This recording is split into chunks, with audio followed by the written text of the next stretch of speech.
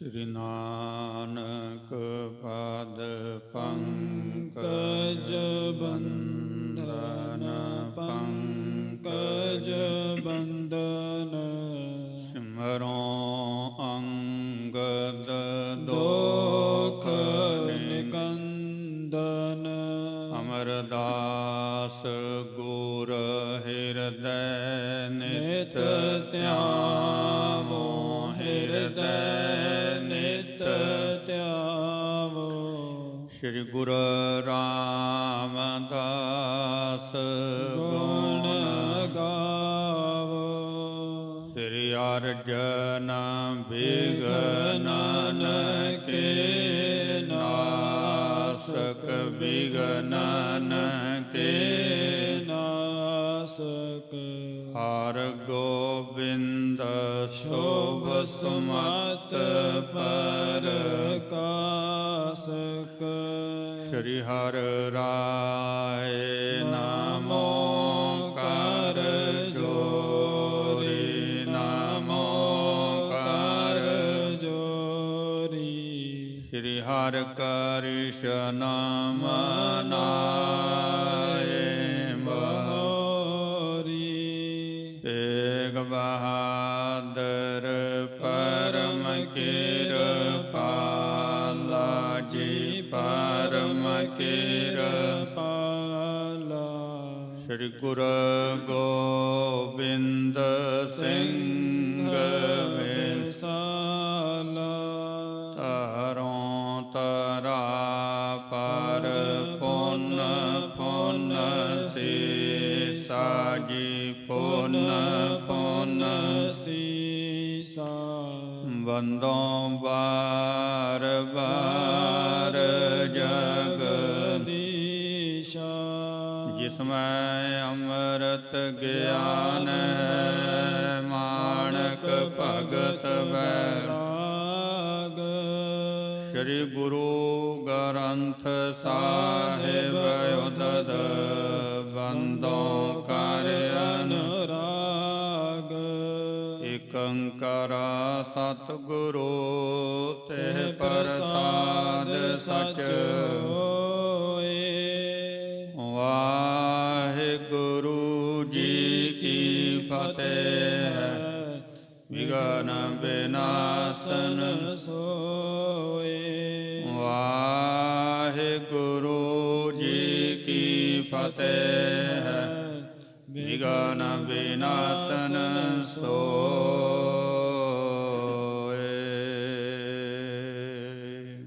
सतनाम श्री वाहिगुरु साहिब जी। दोहरा श्री परमेश्वर अत दया जिह नर प्राप्त नाम। बात बकनी बदन ते बात सरस बिन काम। वाहिगुरु जी का खालसा वाहिगुरु जी की फतेह।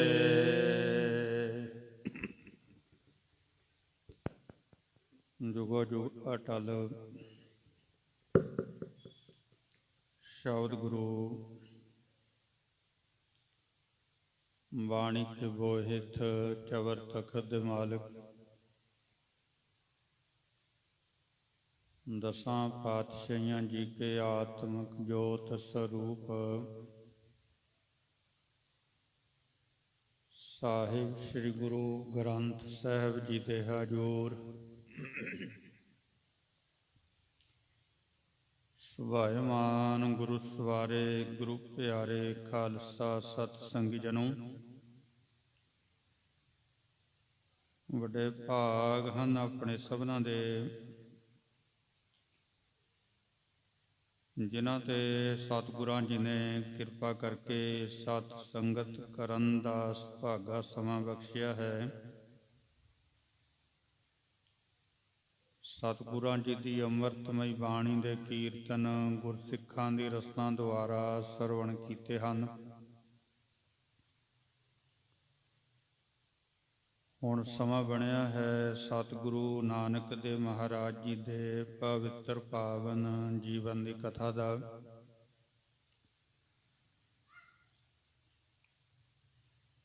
ਪਿਤਾ ਕਾਲੂ ਜੀ ਨੇ ਗੁਰੂ ਨਾਨਕ ਸਾਹਿਬ ਮਹਾਰਾਜ ਜੀ ਨੂੰ ਪੜ੍ਹਨ ਵਾਸਤੇ ਗੋਪਾਲ ਪਾਂਧੇ ਦੇ ਕੋਲ ਛੱਡਣਾ ਕੀਤਾ ਹੈ। ਪਹਿਲੇ ਦਿਨ ਸਤਿਗੁਰੂ ਜੀ ਉਸੇ ਤਰ੍ਹਾਂ ਹੀ ਪੜ੍ਹਦੇ ਜਿਵੇਂ ਪਾਂਧਾ ਜੀ ਨੇ ਪੜ੍ਹਾਇਆ, ਪਰ ਦੂਸਰੇ ਦਿਨ ਸਤਿਗੁਰਾਂ ਜੀ ਨੇ ਸਵਾਲ ਕਰ ਦਿੱਤਾ ਵੀ ਇਹ ਵਿਦਿਆ ਕਿਸ ਕੰਮ ਆਉਂਦੀ ਹੈ। ਇਹਦਾ ਜਵਾਬ ਗੋਪਾਲ ਪਾਂਧਾ ਜੀ ਦੇ ਕੋਲ ਨਹੀਂ ਹੈ। ਸਿਰਫ ਦੁਨਿਆਵੀ ਵਿਦਿਆ ਦੁਨਿਆਵੀ ਕੰਮਾਂ ਦੇ ਲਈ ਕੰਮ ਆਉਂਦੀ, ਪਰ ਪਾਤਸ਼ਾਹ ਜੀ ਕਹਿੰਦੇ ਵੀ ਜਿੱਥੇ ਹਿਸਾਬ ਕਿਤਾਬ ਹੁੰਦਾ ਹੈ ਉੱਥੇ ਕੀ ਕੰਮ ਆਵੇਗਾ। ਉੱਥੇ ਤਾਂ ਨਾਮ ਤੋਂ ਬਿਨਾਂ ਕੁਝ ਕੰਮ ਨਹੀਂ ਹੋਣਾ। ਜਾਲ ਮੋਹ ਮਸ ਘਸ ਕਰ ਮਤ ਕਾਗਦ ਕਰ ਸਾਰ। ਸ਼੍ਰੀ ਰਾਗ ਦੇ ਅੰਦਰ ਸਤਿਗੁਰਾਂ ਜੀ ਨੇ ਸ਼ਬਦ ਦੇ ਰਾਹੀਂ ਉਪਦੇਸ਼ ਦਿੱਤਾ ਹੈ ਵੀ ਆਪਣਾ ਜੇ ਭਲਾ ਚਾਹੁੰਦੇ ਹੋ ਤਾਂ ਸਭ ਤੋਂ ਪਹਿਲਾਂ ਆਪਣੇ ਅੰਦਰੋਂ ਮੋਹ ਨੂੰ ਨਾਸ਼ ਕਰੋ। ਭਾਉ ਕਲਮ ਕਰ ਚਿੱਤ ਲਖਾਰੀ ਗੁਰ ਪੁੱਛ ਲਿਖ ਵਿਚਾਰ। ਪ੍ਰੇਮ ਦੀ ਕਲਮ ਬਣਾਓ, ਮਤ ਦਾ ਕਾਗਜ਼ ਬਣਾਓ ਤੇ ਗੁਰੂ ਨੂੰ ਪੁੱਛ ਕੇ ਲਿਖੋ। ਲਿਖਣਾ ਕੀ ਹੈ? ਪਰਮਾਤਮਾ ਦੀ ਸਿਫਤ ਸਲਾਹ, ਪਰਮਾਤਮਾ ਦਾ ਨਾਮ। ਤੇ ਜਿੱਥੇ ਹਿਸਾਬ ਕਿਤਾਬ ਹੋਇਆ ਉੱਥੇ ਪਰਮਾਤਮਾ ਦੀ ਸਿਫਤ ਸਲਾਹ ਕੰਮ ਆਉਂਦੀ। ਸੁਣ ਕੇ ਗੋਪਾਲ ਪਾਂਧਾ ਜੀ ਕਹਿਣ ਲੱਗੇ ਵੀ ਮੈਂ ਪਹਿਲਾਂ ਧਰਮ ਦੇ ਵਿੱਚ ਵਿਸ਼ਵਾਸ ਰੱਖਦਾ ਸਾਂ, ਪਰ ਜਦੋਂ ਮੈਂ ਵੇਖਦਾ ਵੀ ਜਿਹੜੇ ਲੋਕ ਧਰਮ ਨੂੰ ਨਹੀਂ ਮੰਨਦੇ ਉਹਦੇ ਬਹੁਤ ਵਧੀਆ ਜੀਵਨ ਬਤੀਤ ਕਰਦੇ ਨੇ, ਜਦੋਂ ਕਿ ਧਰਮ ਨੂੰ ਮੰਨਣ ਵਾਲਿਆਂ ਦਾ ਗੁਜ਼ਾਰਾ ਬੜੀ ਮੁਸ਼ਕਲ ਨਾਲ ਹੁੰਦਾ ਹੈ। ਕਈ ਵਾਰੀ ਖਾਣ ਦੇ ਵੀ ਲਾਲੇ ਪਏ ਰਹਿੰਦੇ ਉਹਨਾਂ ਨੂੰ। ਫਿਰ ਮਰਨਾ ਦੋਵਾਂ ਨਹੀਂ ਹੈ। ਜਿਹੜਾ ਮੰਨਦਾ ਉਹਨੇ ਵੀ, ਜਿਹਨੇ ਨਹੀਂ ਜਿਹੜਾ ਨਹੀਂ ਮੰਨਦਾ ਉਹਨੇ ਵੀ ਮਰਨਾ ਬਰਾਬਰ। ਤਾਂ ਤੇ ਫਿਰ ਮੈਂ ਛੱਡ ਗਿਆ ਧਰਮ ਵਾਲਾ ਪਾਸਾ। ਜਦੋਂ ਸਤਿਗੁਰਾਂ ਜੀ ਨੇ ਵੇਖਿਆ ਵੀ ਇਹਦੇ ਅੰਦਰ ਭਾਵਨਾ ਨਹੀਂ ਹੈ, ਭਾਵਨਾ ਖਤਮ ਹੋ ਗਈ, ਸਤਿਗੁਰੂ ਜੀ ਕਹਿੰਦੇ ਐਸਾ ਨਹੀਂ ਹੈ, ਫਰਕ ਹੈਗਾ ਦੋਵਾਂ ਦੇ ਵਿੱਚ। ਤੁਸੀਂ ਆਪਣੇ ਮੁਤਾਬਕ ਦੇਖਿਆ ਸੰਸਾਰੀ ਬੰਦਾ ਸੰਸਾਰ ਨੂੰ ਆਪਣੇ ਤਰੀਕੇ ਨਾਲ ਵੇਖਦਾ ਹੈ। ਜੇ ਸੰਸਾਰੀ ਬੰਦਾ ਧਰਮ ਨੂੰ ਸਮਝਣ ਦੀ ਕੋਸ਼ਿਸ਼ ਕਰੇ ਉਹਦੀ ਸਮਝ ਵਿੱਚ ਨਹੀਂ ਆਉਂਦਾ, ਕਿਉਂਕਿ ਧਰਮ ਨੂੰ ਧਰਮ ਦੇ ਅਨੁਸਾਰ ਹੀ ਵੇਖਣਾ ਪਵੇਗਾ। ਸਤਿਗੁਰੂ ਜੀ ਕਹਿੰਦੇ ਐਸਾ ਨਹੀਂ ਹੈ ਵੀ ਗਿਆਨੀ ਵੀ ਉਸੇ ਤਰ੍ਹਾਂ ਮਰਦਾ ਹੈ ਜਿਵੇਂ ਅਗਿਆਨੀ ਮਰਦਾ ਹੈ, ਦੋਵਾਂ 'ਚ ਫਰਕ ਹੈ। ਅਗਿਆਨੀ ਦਾ ਮਰਨਾ ਸ਼ੋਕ ਦੇ ਸਹਿਤ ਹੈ, ਜਦੋਂ ਕਿ ਗਿਆਨੀ ਦਾ ਮਰਨਾ ਖੁਸ਼ੀ ਦੇ ਸਹਿਤ ਹੈ। ਇਸ ਲਈ ਸਿਮਰਨ ਕਰੋ, ਆਪਣੇ ਜੀਵਨ ਨੂੰ ਸਫਲਾ ਕਰੋ। ਇਹ ਉਪਦੇਸ਼ ਸਤਿਗੁਰੂ ਜੀ ਦੇ ਰਹੇ ਨੇ। ਇੱਥੋਂ ਕਥਾ ਦੀ ਰੰਭਤਾ ਹੁੰਦੀ ਹੈ। ਆਓ ਰਸਨਾ ਤੇ ਮੁਖ ਨੂੰ ਕਰੀਏ ਪਵਿੱਤਰ। ਬੋਲੋ ਜੀ ਸਤਿਨਾਮ ਸ੍ਰੀ ਵਾਹਿਗੁਰੂ ਸਾਹਿਬ ਜੀਓ। ਸਤਿਨਾਮ ਸ੍ਰੀ ਵਾਹਿਗੁਰੂ ਸਾਹਿਬ ਜੀਓ। ਸਤਿਨਾਮ ਸ੍ਰੀ ਵਾਹਿਗੁਰੂ ਸਾਹਿਬ ਜੀ।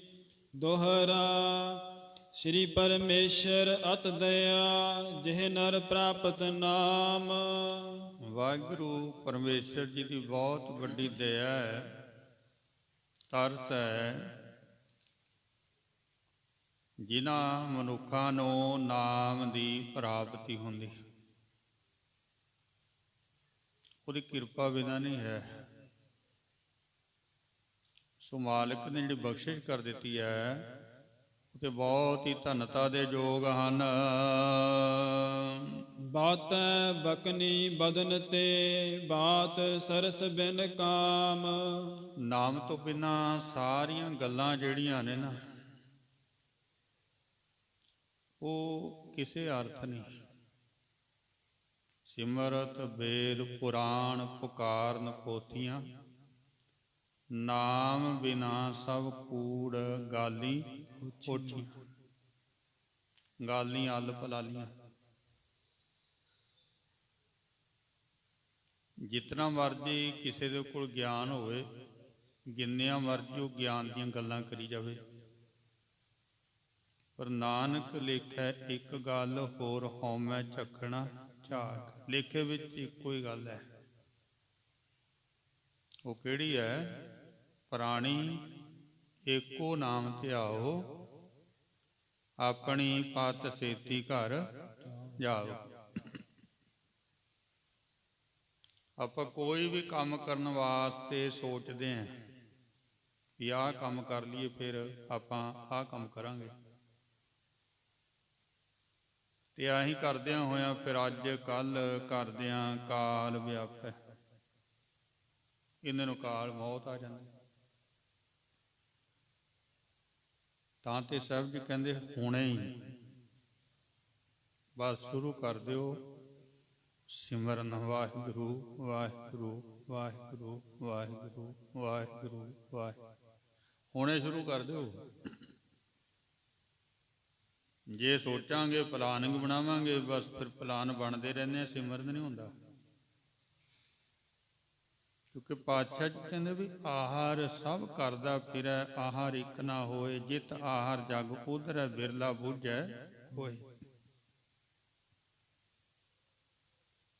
ਰਾਤ ਨੂੰ ਵੀ ਕੰਮ ਤੇ ਲੱਗੇ ਰਹੋ, ਕੰਮ ਤਾਂ ਵੀ ਨਹੀਂ ਮੁੱਕਦੇ। ਸਾਡੇ ਜਿਹੜੇ ਬੱਚੇ ਜਾਂਦੇ ਆ ਬਾਹਰ, ਜਿਹੜੇ ਡਰਾਈਵਰੀ ਕਰਦੇ, ਇਹਨਾਂ ਨੂੰ ਪੁੱਛੋ ਵੀ ਕਿੰਨੇ ਕਿੰਨੇ ਘੰਟੇ ਉਹ ਟਰੱਕ ਡਰਾਈਵ ਕਰਦੇ, ਚੱਲੀ ਜਾਂਦੇ। ਕੰਮ ਮੁੱਕਦਾ ਕੋਈ? ਦਿਨ ਵੀ ਚੱਲਦਾ ਰਹਿੰਦਾ, ਰਾਤ ਵੀ ਚੱਲਦਾ ਰਹਿੰਦਾ।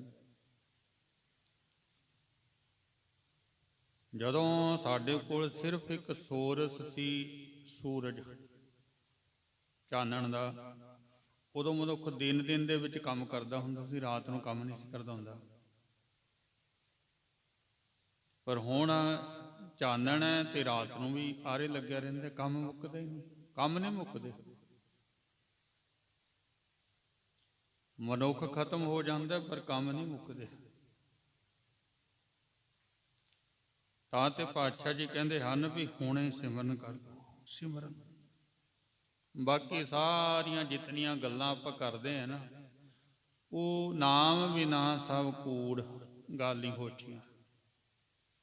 ਸਾਰੀਆਂ ਗੱਲਾਂ ਝੂਠ ਨੇ ਤੇ ਹੋਠੀਆਂ ਨੇ, ਬੇਹੂਦੀਆਂ ਨੇ, ਨਰਾਰਥ ਨੇ। ਇਹ ਕੌਣ ਕਹਿੰਦਾ? ਸਿਮਰਤ ਵੇਦ ਪੁਰਾਣ ਪੁਕਾਰਨ ਪੋਥੀਆਂ। ਜਿਹੜਾ ਮਰਜੀ ਜਿਸ ਮਰਜੀ ਧਰਮ ਦਾ ਗ੍ਰੰਥ ਲੈ ਲਓ, ਉਹਨੇ ਇਹੀ ਗੱਲ ਕਹਿਣੀ ਵੀ ਨਾਮ ਤੋਂ ਬਿਨਾਂ ਤੇਰਾ ਗੁਜ਼ਾਰਾ ਨਹੀਂ ਹੈ ਭਾਈ, ਸਿਮਰ ਤਾਂ ਤੈਨੂੰ ਕਰਨਾ ਪੈਣਾ। ਤਾਂ ਤੇ ਨਾਮ ਤੋਂ ਬਿਨਾਂ ਸਭ ਕੁਝ ਵਿਅਰਥ ਹੈ ਭਾਈ। ਨਾਮ ਨੇ ਹੀ ਕੰਮ ਆਉਣਾ, ਇਸ ਲੋਕ ਦੇ ਵਿੱਚ ਵੀ ਤੇ ਪਰਲੋਕ ਦੇ ਵਿੱਚ ਵੀ। ਤਾਂ ਤੇ ਭਾਈ ਸਿਮਰਨ ਜ਼ਰੂਰੀ ਹੈ। ਚੌਪਈ ਸੁਨ ਸੁਨ ਸ਼੍ਰੋਨਨ ਬੈਨਨ ਪਾਧਾ। ਜਿਉਂ ਜਿਉਂ ਸਤਿਗੁਰਾਂ ਜੀ ਦੇ ਬਚਨ ਪਾਂਧਾ ਜੀ ਸੁਣਦੇ ਹਨ, ਨਿਜ ਚਿਤ ਇਹ ਲਖ ਮੰਤਰਨ ਬਾਧਾ। ਉਹ ਇਸ ਤਰ੍ਹਾਂ ਮਹਿਸੂਸ ਕਰਦਾ ਹੈ ਵੀ ਜਿਵੇਂ ਕਿਸੇ ਮੰਤਰ ਨੂੰ ਨਾ, ਜਿਵੇਂ ਸੱਪ ਨੂੰ ਮੰਤਰਾਂ ਦੇ ਨਾਲ ਕਾਬੂ ਕਰਦੀ ਆਪਾਂ। ਸਾਡੇ ਗਾਰੜ ਹੈ ਨਾ ਜੀ, ਪਾਤਸ਼ਾਹ ਜੀ ਨੇ ਵੀ ਕਿਹਾ ਗੁਰ ਸ਼ਾਬਤ ਗਾਰੜ ਮੁਖ ਪਾਇਆ। ਗਾਰੜ, ਗਾਰੜ ਇੱਕ ਪੰਛੀ ਦਾ ਨਾਮ ਹੈ, ਜੇ ਤੋਂ ਸੱਪ ਡਰਦਾ ਹੈ। ਕਿਉਂਕਿ ਗਾਰੜ ਸੱਪ ਨੂੰ ਖਾ ਜਾਂਦਾ ਹੈ। ਗਾਰੜ ਖੰਭ ਦੀ ਗੱਲ ਆਪਾਂ ਕਰਦੇ ਹਾਂ, ਆਮ ਕਰਕੇ ਗੈੜ ਖੰਭ ਵੀ ਕਹਿ ਦਿੰਦੇ ਹਾਂ। ਗੈੜ ਪੰਛੀ ਵਾਸਤਵ ਵਿੱਚ ਉਹਨਾਂ ਗਾਰੜ ਹੈ ਜਿਹੜਾ ਸੱਪਾਂ ਨੂੰ ਵੀ ਖਾ ਜਾਂਦਾ। ਸੱਪ ਡਰਦਾ ਉਹ ਤੋਂ ਤੇ ਸਾਹਮਣੇ ਨਹੀਂ ਆਉਂਦਾ। ਇਸ ਤਰ੍ਹਾਂ ਇਹ ਮੰਤਰ ਨੇ ਇੱਕ ਬਣਾਏ ਹੋਏ ਵੀ ਜਿਨ੍ਹਾਂ ਮੰਤਰਾਂ ਦੇ ਨਾਲ ਸੱਪ ਡਰਦਾ ਹੈ ਤੇ ਸੱਪ ਦੇ ਡੰਗੇ ਹੋਏ ਤਾਂ ਜ਼ਹਿਰ ਵੀ ਲੱਥ ਜਾਂਦਾ। ਇਹ ਸਾਡੇ ਵਿਦਿਆ ਕੰਮ ਕਰਦੀ। ਸਾਡੇ ਭਾਰਤੀ ਸੰਸਕ੍ਰਿਤ ਦੇ ਗ੍ਰੰਥਾਂ ਦੇ ਵਿੱਚ 360 ਕੁਲੀ ਮੰਨੀ ਹੈ ਸੱਪਾਂ ਦੀ, ਪਰ 300 ਜਿਹੜੀ ਆ ਉਹ ਰਾਜੇ ਜਨਮੇਜੇ ਨੇ ਸਾੜਤੀ, ਉਹਨੇ ਸਾੜਤੀ, ਤੇ 60 ਕੁਲੀਆਂ ਬਚੀਆਂ ਹੋਈਆਂ। ਤੇ ਉਹ ਜਿਹੜੀਆਂ ਸੱਪਾਂ ਦੀਆਂ ਕੁਲੀਆਂ ਕਿਸਮਾਂ ਨੇ ਉਹਨਾਂ ਦੇ ਮੁਤਾਬਕ ਫਿਰ ਉਹਨਾਂ ਦੇ ਮੰਤਰ ਬਣਾਏ ਹੋਏ ਨੇ। ਉਹਨਾਂ ਨੂੰ ਕਹਿੰਦੇ ਨੇ ਕੜੇ, 60 ਕੜੇ। ਹੁਣ ਉਹ 60 ਤਰ੍ਹਾਂ ਦੇ ਮੰਤਰ ਹੈ। ਜਦੋਂ ਕਿਤੇ ਸੱਪ ਲੜ ਜਾਂਦਾ ਤੇ ਉਹ ਜਿਹੜਾ ਗਾਰੜ ਪੜਨ ਵਾਲਾ ਨਾ ਉਹ 60 ਕੜੇ ਪੜਦਾ ਹੈ। ਹੁਣ ਜੇ ਕਹਿੰਦੇ ਉਸ ਕਿਸਮ ਦੇ ਸੱਪ ਦੇ ਕੜੇ ਵਿੱਚ ਆ ਗਿਆ ਤੇ ਉਹਦੀ ਜ਼ਹਿਰ ਲੱਥ ਜਾਂਦੀ, ਜੇ ਨਹੀਂ ਆਇਆ, ਜੇ ਜਾਂ ਉਹਨੂੰ ਗਾਰੜ ਦਾ ਕੜਾ ਫੇਰ ਨਹੀਂ ਲੱਥਦੀ। ਇਹਨੂੰ ਕਹਿੰਦੇ ਨੇ ਮੰਤਰਾਂ ਦੇ ਨਾਲ ਸੱਪ ਨੂੰ ਕਾਬੂ ਕਰਨਾ, ਜ਼ਹਿਰ ਉਤਾਰ ਦੇਣੀ। ਹੁਣ ਇੱਥੇ ਸਤਿਗੁਰੂ ਜੀ ਕਹਿੰਦੇ ਹਨ ਵੀ ਸਾਡਾ ਜਿਹੜਾ ਮਨ ਹੈ ਨਾ ਉਹ ਸੱਪ ਦੀ ਨਿਆਈ ਹੈ ਤੇ ਗੁਰੂ ਦਾ ਸ਼ਬਦ ਹੈ ਗਾਰੜ। ਤੇ ਜਿਵੇਂ ਗਾਰੜ ਦੇ ਨਾਲ ਸੱਪ ਕਾਬੂ ਆ ਜਾਂਦਾ ਹੈ, ਸੱਪ ਦੇ ਡੰਗੇ ਦੀ ਜ਼ਹਿਰ ਉਤਰ ਜਾਂਦੀ ਹੈ, ਇਸੇ ਤਰ੍ਹਾਂ ਹੀ ਗੁਰੂ ਦੇ ਸ਼ਬਦ ਦੇ ਨਾਲ ਮਨ ਰੂਪੀ ਸੱਪ ਕਾਬੂ ਵਿੱਚ ਆ ਜਾਂਦਾ ਹੈ ਤੇ ਜਿਹੜੀ ਜ਼ਹਿਰ ਹੈ ਵਿਸ਼ੇ ਵਿਕਾਰਾਂ ਦੀ ਉਹ ਲੱਥ ਜਾਂਦੀ। ਤੇ ਜਿਵੇਂ ਗਾਰੜ ਤੋਂ ਸੱਪ ਡਰਦਾ ਹੈ, ਇਸੇ ਤਰ੍ਹਾਂ ਹੀ ਗੁਰੂ ਦੇ ਮੰਤਰ ਤੋਂ ਇਹ ਮਨ ਰੂਪੀ ਸੱਪ ਵਿਸ਼ੇ ਵਿਕਾਰਾਂ ਦਾ ਡਰ ਹੈ, ਫਿਰ ਉਹ ਆਪਣਾ ਅਸਰ ਨਹੀਂ ਪਾਉਂਦੇ।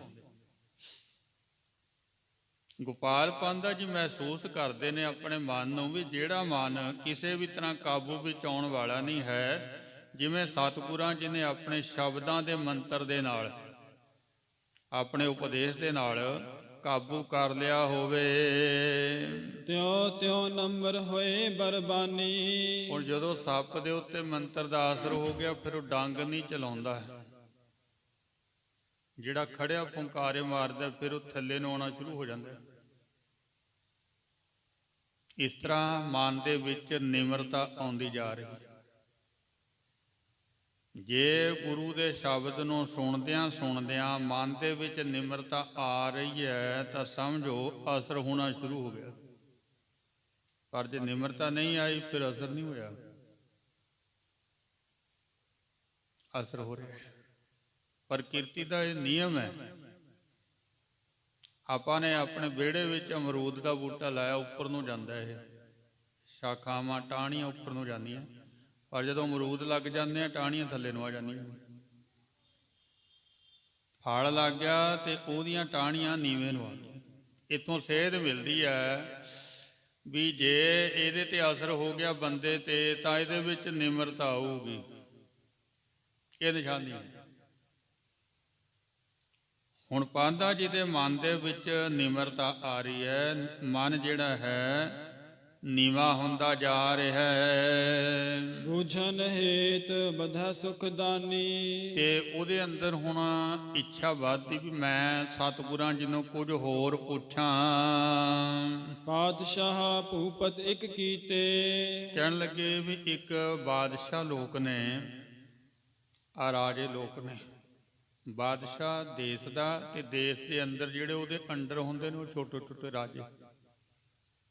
ਜਿਵੇਂ ਅੱਜ ਦੀ ਬੋਲੀ ਦੇ ਵਿੱਚ ਆਪਾਂ ਕਹਿੰਦੇ ਵੀ PM ਪ੍ਰਾਈਮ ਮਿਨਿਸਟਰ ਤੇ ਸਟੇਟ ਦਾ CM ਚੀਫ ਮਿਨਿਸਟਰ। ਬਾਦਸ਼ਾਹ ਤੇ ਉਹਦੇ ਅਧੀਨ ਜਿਹੜੇ ਰਾਜੇ ਹੁੰਦੇ ਹਨ। ਚਿਤ ਮਹਿ ਕਬ ਭਗਵੰਤ ਨਾ ਪ੍ਰੀਤੇ।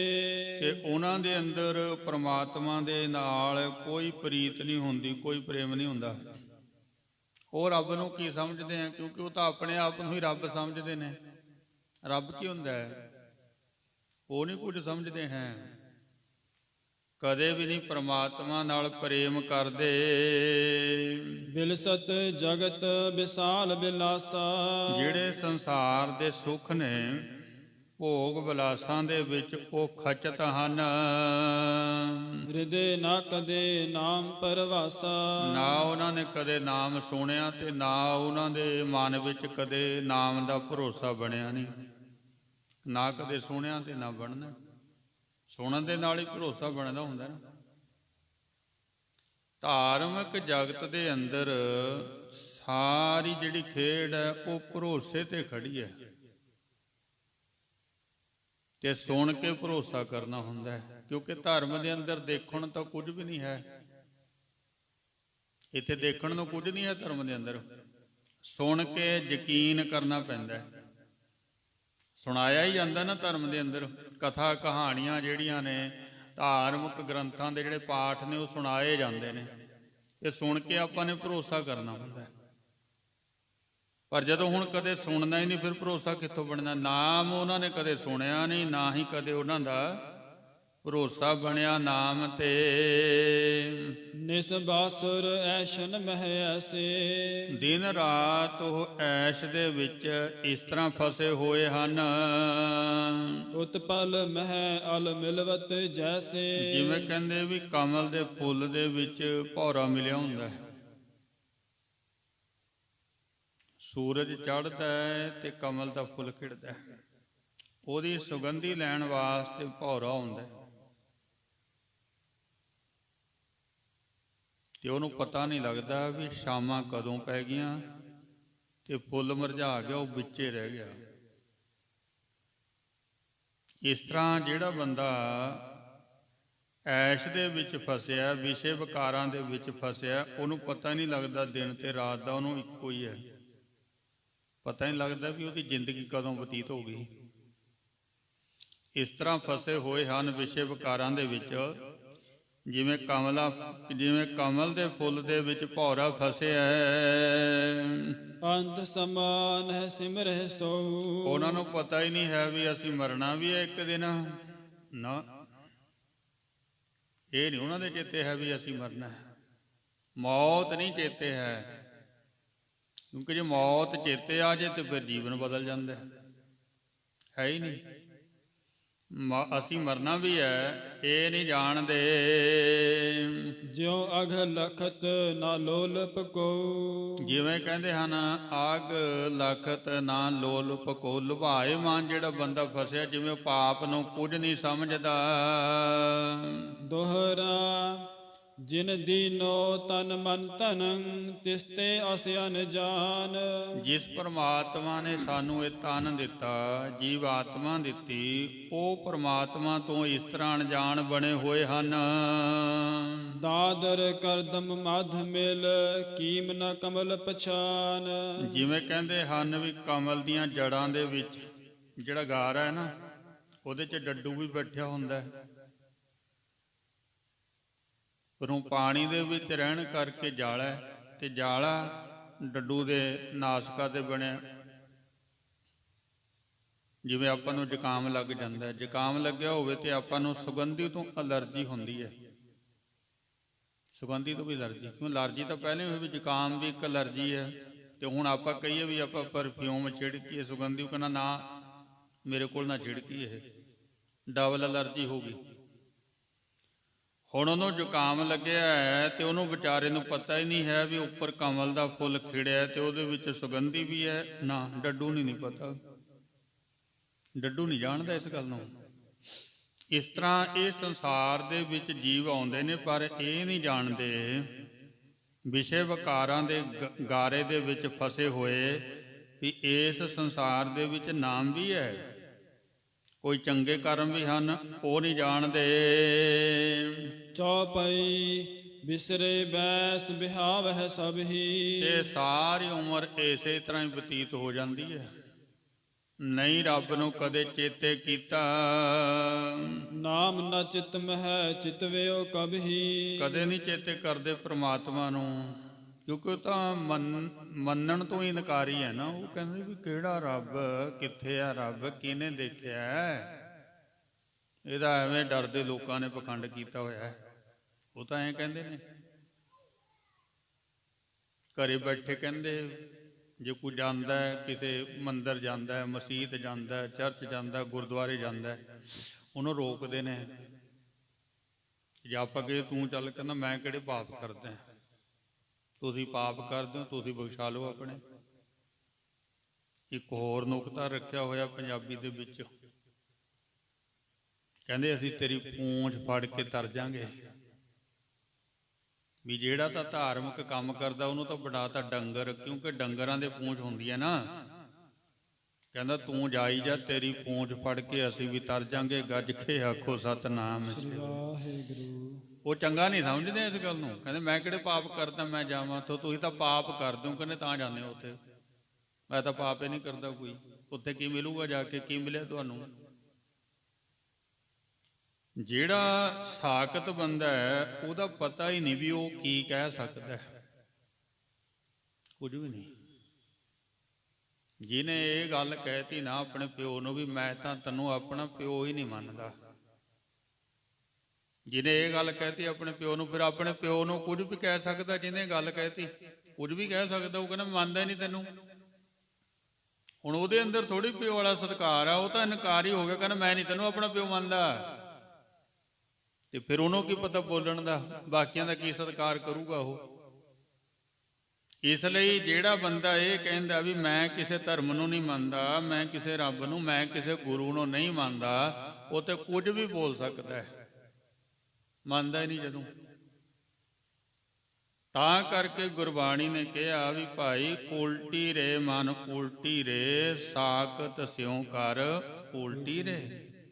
ਝੂਠੈ ਕੀਰੇ ਝੂਠ ਪਰੀਤ, ਛੁਟਕੀ ਰੇ ਮਨ ਛੁਟਕੀ ਰੇ, ਸਾਖਤ ਸੰਗ ਨਾ ਛੁਟਕੀ ਰੇ।